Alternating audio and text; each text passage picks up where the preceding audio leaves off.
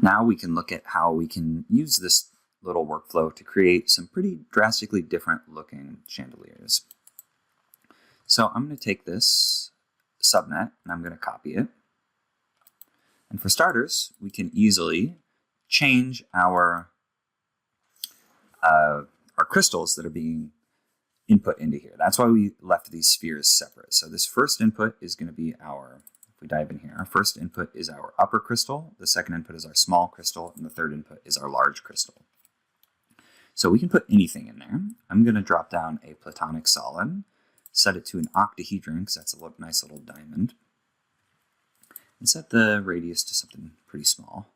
I'm going to use that for my upper and my small, and then take it up a little bit larger for the bottom here. So right off the bat, getting something a little bit more different looking. Let's make that even smaller, actually. You can see it automatically kind of resizes everything for us.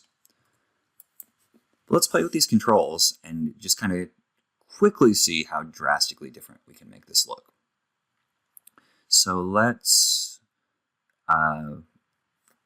take the lower rings, just set it to 1, and then up here on the upper rings, the first radius can actually be larger than the last radius. So we can have something like this.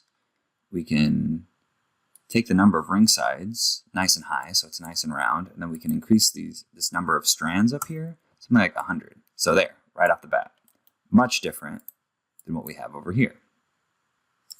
And you can play with that even more, add more droop in there, make this even smaller.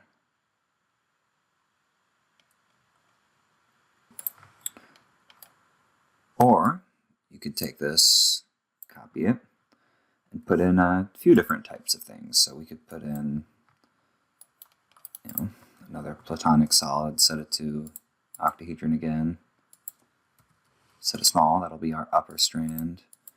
And then for this one, let's just put in like a long skinny crystal. So we're going to put in a box, set it to 0.1.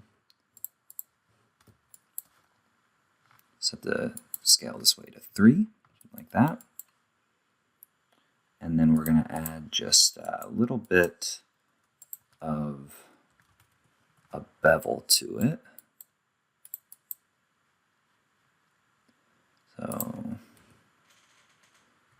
something like that. And then